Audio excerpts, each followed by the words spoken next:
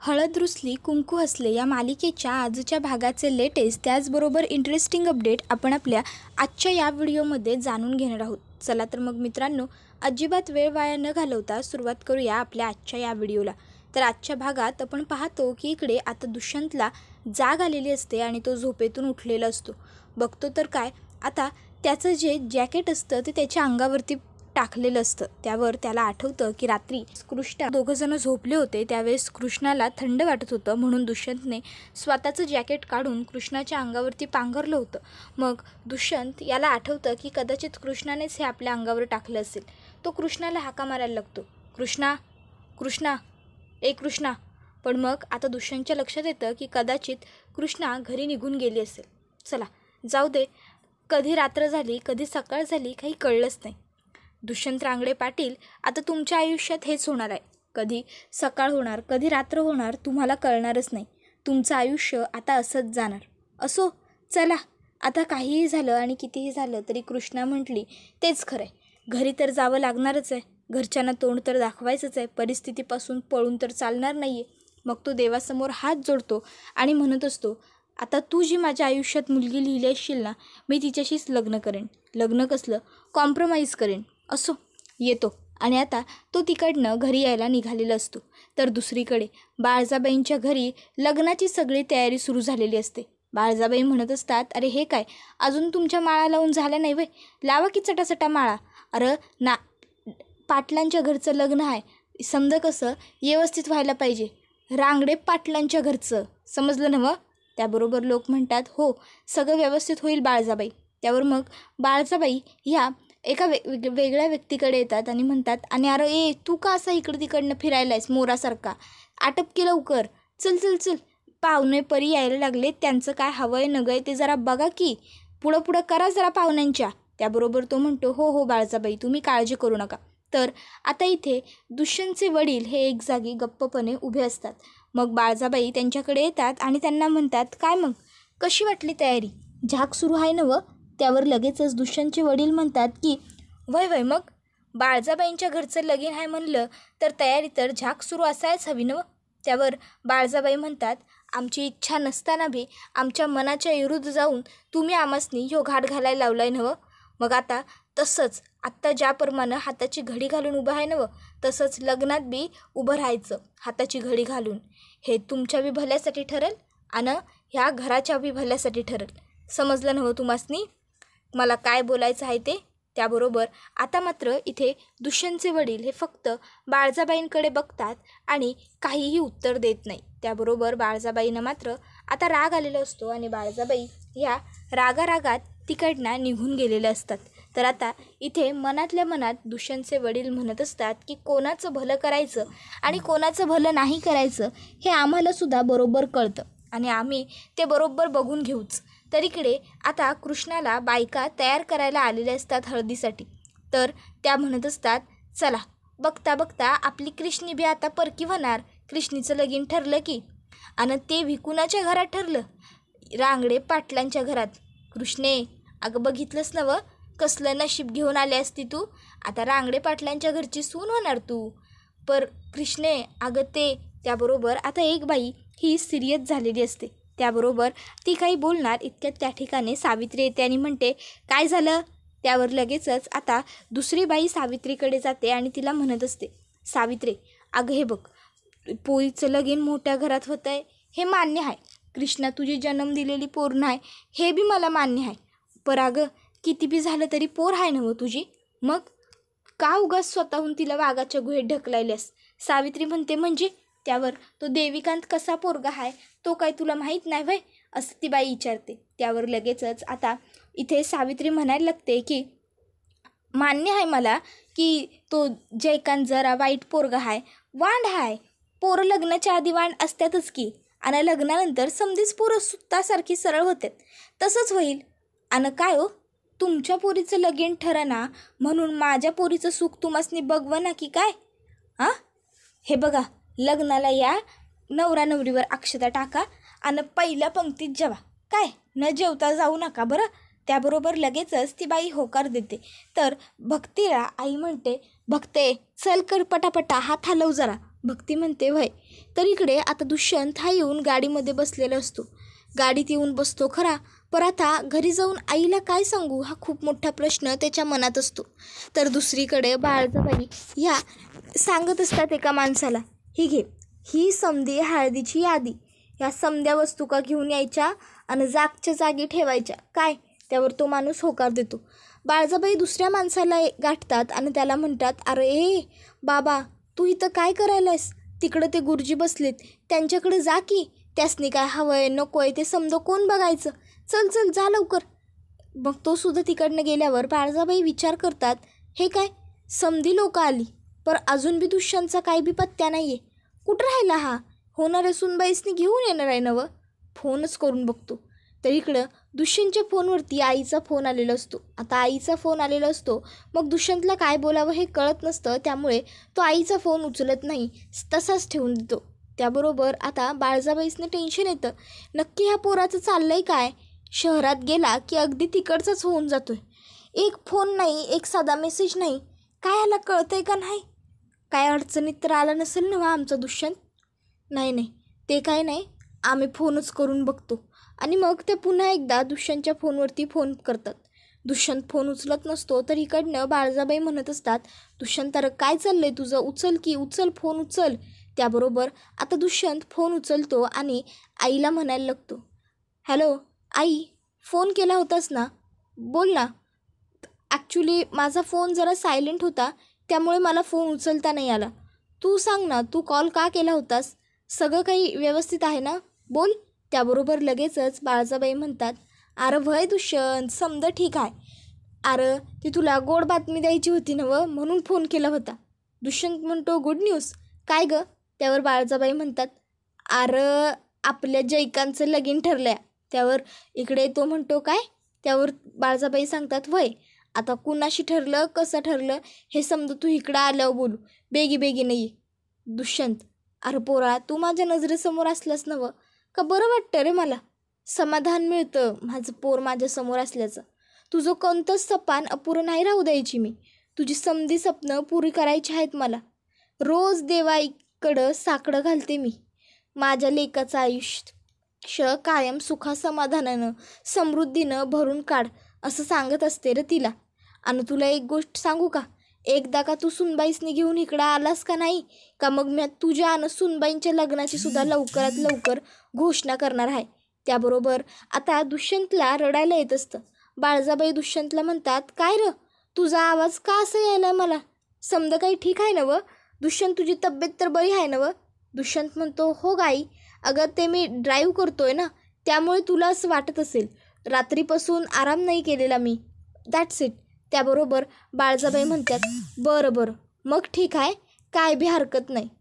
तर मग मी काय म्हणतो, तू सुनबाईसनी घेऊन आता लवकरात लवकर घरी ये बरं. एकदा का तुम्ही घरी आला ना की मग जीवाला आराम येईल बघ बाबा, तुम्हासनी समोर बघितल्यानंतर. आता नंतरचा आपण समजा तू आल्यावर बोलू, ये लवकर काय. त्यावर लगेचच दुष्यंत म्हणतो, हो आई, मी निघालोय, येतोयच थोड्या वेळात. त्याबरोबर आता दुष्यंतला खरं तर आईशी बोलायलाही होत नसतं. तर आई त्याला म्हणत असते, कपाळाच्या कुकवाने मला कधी नाही समजून घेतलं लेका, पर तू कायम मला समजून घेतलंस आई म्हणून, आणि ह्यातच समाधानी आहे बघ मी, खरंच सांगायला आहे तुला. त्याबरोबर आता दुष्यंतला फोन कट केल्यानंतर खूप त्रास व्हायला लागतो. तो रडायला लागतो, पण रडून तरी काय मिळणार आहे. शेवटी विचार करतो की काय करू, काय होऊन बसलं हे सगळं, देवा माझ्याबरोबरच हे सगळं तुला का घडवायचं होतं, असा विचार करत तो आता स्टेअरिंगवरती स्वतःचं डोकं टेकतो आणि ढसा धाय मोकळून रडतो. तर दुसरीकडे आता जयकांतच्या हळदीची समधी तयारी झालेली असते. हळदीसाठी आता नवरदेवाला घेऊन या असं सांगितलं जातं. त्याबरोबर बहिणावती आता जयकांतला घेऊन त्या ठिकाणी आलेली असते. जयकांत खरोखर खूप छान आणि सुंदर दिसत असतो. मग जयकांतला आता पाट्यावर बसवलं जातं. त्याबरोबर आता पहिली आई हळद आईनं लावायची असं सांगितल्यावर बहिणावती लगेचच आता त्याला हळद लावायला घेते. बहिणावती हळद लावत खरी असते, पण मनातनं ती अजिबातच खुश नसते. तिला वाईट वाटत असतंय, माझ्या लेकाच्या बाबतीत हे समजा का आणि कशापायी ह्यो प्रश्न तिच्या मनात असतो. हळद लावून खाली आल्यावर ती नाराज असते. त्याबरोबर बाळजाबाई तिकडे येतात आणि म्हणतात, काय गं, तू अशी नाराज का?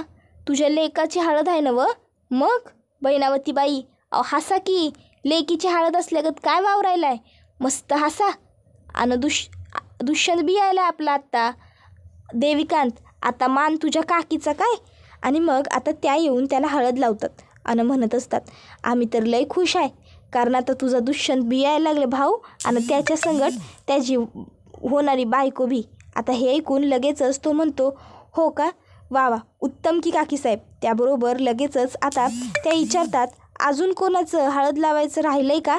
त्याबरोबर बायका म्हणतात, वय वय, आमचं राहिलं आहे की. मग सगळ्या बायकासनी त्या सांगतात, चला चला बेगीनं तुम्ही बी हळद लावून घ्या.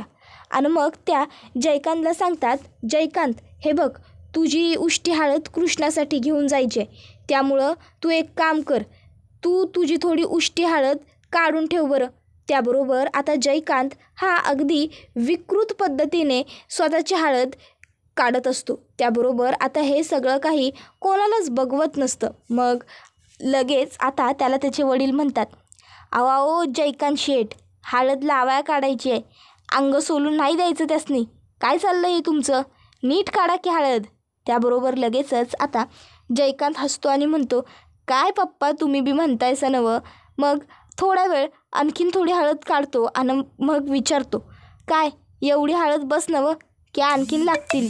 त्याबरोबर लगेचच आता त्याला सगळेजण म्हणतात की बाद झाली. मग त्याची आई म्हणते, हां हळद बाद झाली, आणि आता तू जायचं वरती खोलीमध्ये आणि तिथंच बसून राहायचं, लग्न होईपर्यंत घरातनं बाहेर पडायचं नाही, काय समजलं नवं.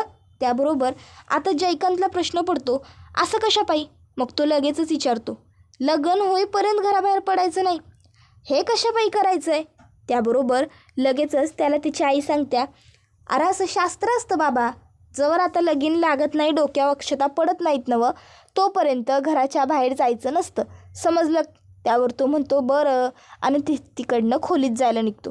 त्याबरोबर लगेचच आता इथे दुष्यंतचे वडील हे मागे उभेच असतात. ते त्यांच्या माणसाला इशारा करतात आणि म्हणतात, जा आता आणि प्लॅन एक्झिक्यूट कर. त्याबरोबर आता नजरेने खुणावल्यामुळं त्यांचा माणूससुद्धा त्यांना नजरेतूनच होकार देतो आणि लगेचच येतो जयकांतसमोर. जयकांतकडे येऊन तो जयकांतला विचारतो, काय जयकांत शेठ, अहो तुमचं लगीन आणि ते बी एवढं सुकं घालवणार वय. त्याबरोबर लगेचच जयकांत म्हणतो, अरे पण काकीनी घराबाहेर पडायचं नाही अशी सक्त आदेश दिलेत नवं. त्यावर तो म्हणतो, अहो असं काय करायला आहे जयकांत शेठ, आम्ही वावरात समधी तयारी करून ठेवल्या, फक्त 1 तासाचा प्रश्न आहे, चला की, जरा तरी एन्जॉयमेंट हवी का नको. त्यावर जयकांत म्हणतो, बरोबर चल एक काम करू, मी आहे नेऊन समजा ठेवून गाडी चालू करतो, तोपर्यंत तू समदासनी घेऊन पोच. त्यावर तो म्हणतो, हां आत्ता कसं बोललासा, चला तयारी करू लगबग आणि निघू पटपट. त्यावर लगेच जयकांत म्हणतो, करू पटपट आणि निघू भरभर, पण एक गोष्ट लक्षात ठेवायची, घरात कोणाच्या बी कानोकान खबर होता कामा नये की आम्ही घरात नाही म्हणून, समजलं नवं. त्यावर लगेचच आता तोच मित्र म्हणतो की वय म्या याची खबरदार घेतो. मग चला आता निघू आपण. आणि मग आता लगेचच सगळेच जण तिकडनं निघून जातात. आता इथे ज्यावेळेस ते सगळे निघून जातात त्यावेळेस घरातल्या कोणाला बी खरोखर माहीत नसतं की इकडं जयकांत हा निघून गेलेला आहे. समद्यासनी हेच वाटतंय की जयकांत त्याच्या खोलीमध्ये आहे आणि तो खोलीत आराम करतोय. तर आता इकडं बहिणावती ही जयकांतला ओवाळलेलं आरतीचं ताट घेऊन वरती चाललेली असते. इतक्यात वरनं एक मुलगा खाली येत असतो. तो लहान असतो त्यामुळे तो उड्या मारत येत असतो आणि उड्या मारता मारता चुकून त्याच्या हातातलं ते ताट खाली सांडवून देतो तो मुलगा. त्याबरोबर लगेचच आता बहिणावती त्या मुलाला मागून ओरडते, काय रे ए. पर तो मुलगा काही थांबत नाही, तो थेट पुढं तिकडनं पळत निघून जातो खेळत. त्याबरोबर बहिणावती आता खाली बघते तर हळद कुंकू तांदूळ पंती समजा अगदी उलटून सांडून गेलेलं असतं. मग आता लगेच ती म्हणायला लागते, हळद सांडली, कुंकू सांडलं, समदं सांडलं की ग देवी आहे. हे बघ बाप्पा, तू खरा विघ्नहर्ता आहेस आणि आता तू इथं असताना माझ्या लेकराचं लगीन व्हायला लागले. आता तूच काहीतरी कर आणि माझ्या पाठीशी उभा राहा. हे समद घराचे कार्य आम्ही धरलं आहे तेच एकदाचं व्यवस्थितपणे पार पडून जाऊ दे. हे समद नीट झालं नवं का मग आमच्या डोक्याचा ताण गेला र बाबा. त्याबरोबर आता इथे दुष्यंतने जोरजोरानं गाडी चालवायला सुरुवात केलेली असते. गाडी जरी तो चालवत असला तरी त्याचं मन काही मानत नसतं, मन काही थाऱ्यावर नाही, त्यामुळं त्याला जमत नसतं. गाडीचा सीट बेल्टसुद्धा त्याला लावता येत नसतो, त्यामुळे त्यानं जबरदस्तीनं खेचून ताणून सीट बेल्ट लावला होता. गाडी मेन हायवेला तर आणलेली असते, पण आता तिथं पुढं चालवायची कशी हा खूप मोठा प्रश्न त्याच्यासमोरच आहे. कारण त्याच्या मनात सतत गौतमीचे विचार आणि गौतमीचेच विचार सुरू आहेत. त्यामुळं त्याला बाकीचं दुसरं काय बी सुचेनासं झालं आहे. तर आता आपण पाहतो की इकडं दुष्यंत हा लग्नासाठी आलेला असतो. आता लग्नात मंडपात सगळी लोकं आलेली असतात, पण ज्याचं लगीन आहे तो नवरदेव म्हणजेच जयकांत हा मंडपात हजर नसतो. आता जयकांत मंडपात नसल्यामुळं मंडपातली समधी लोकं बाळजाबाईंवरती लईच चिडतात आणि बाळजाबाईसनी म्हणायला लागतात, तुम्ही तुमचा शबूत खोटा ठरवला बाळजाबाई. बघा ही पोर एकटीच लग्नाच्या दिवशी या मंडपात उभी आहे. ते काय बी असो, तुम्ही या पोरीचं लगीन आजच्या आज लावू द्यायचं. तुम्ही म्हणला होता नवं लगीन लावून देणार म्हणून, मग लगीन लावून द्यायचं भी. द्या लगीन लावून ह्या पोरीचं. हिच्या लग्नाचा प्रश्न आजच्या आज सुटलाच पाहिजे बाळजाबाई. त्याबरोबर आता बाळजाबाई प्रश्नात पडतात, पेचात येतात की काय करावं काय आता. त्याबरोबर लगेचच आता लोक बाळजाबाईंवरती दगडं उचलतात, काठी उचलतात. मग दुष्यंतमध्ये पडतो आणि म्हणत असतो, जर इतकाच महत्त्वाचा आणि मोलाचा असेल ना माझ्या आईचा शब्द, तर ठीक आहे, काय बी हरकत नाही, म्या करतो हिच्याशी लगीन. आणि मग आता दुष्यंत हा कृष्णाबरोबर लग्न करण्यासाठी एका पायावर तयार झालेला असतो. आता दुष्यंतला हे असं तयार झालेलं पाहून दुष्यंतच्या वडिलांना खूपच जास्त आनंद झालेला असतो. कारण शेवटी त्यांना सून ही कृष्णासारखी नाही तर कृष्णाच हवी असते. तर आता आपण पाहतो की ही गोष्ट ऐकल्याच्यानंतर दुष्यंतच्या आईला फार काही आनंद झालेला नसतो. कारण तिला कृष्णा काही पसंत वगैरे नाही आहे, तर फक्त ती या निवडणुकापुरती हे सगळं काही घडवून आणते. तर आता इथे लगेचच कृष्णा ही सुद्धा दुष्यंतकडे आश्चर्यचकित होऊन बघायला लागते. ती मनात म्हणायला लागते की हे समद हे काय म्हणायला आहेत. त्याबरोबर दुष्यंत म्हणतो की म्या करीन हिच्याशी लगीन, जर माझ्या आईचा शब्द महत्त्वाचा आहे तर. त्याबरोबर मग मात्र आता समधीजणं जरा शांत होतात. तर हा व्हिडिओ इथंच संपतो. व्हिडिओ आवडला असेल तर व्हिडिओला लाईक करा, चॅनलवर नवीन असाल तर चॅनलला सबस्क्राईब करा, बेल आयकॉन प्रेस करा, जेणेकरून तुम्हाला पुढच्या प्रत्येक व्हिडिओचा नोटिफिकेशन अगदी सहज घाऊन जाल आणि समजा काही तुम्हाला पटापटा पाहायला मिळेल. चला तर मग आजच्या पुरतं इथंच थांबू. पुढचा व्हिडिओ येईपर्यंत टाटा बाय बाय, धन्यवाद.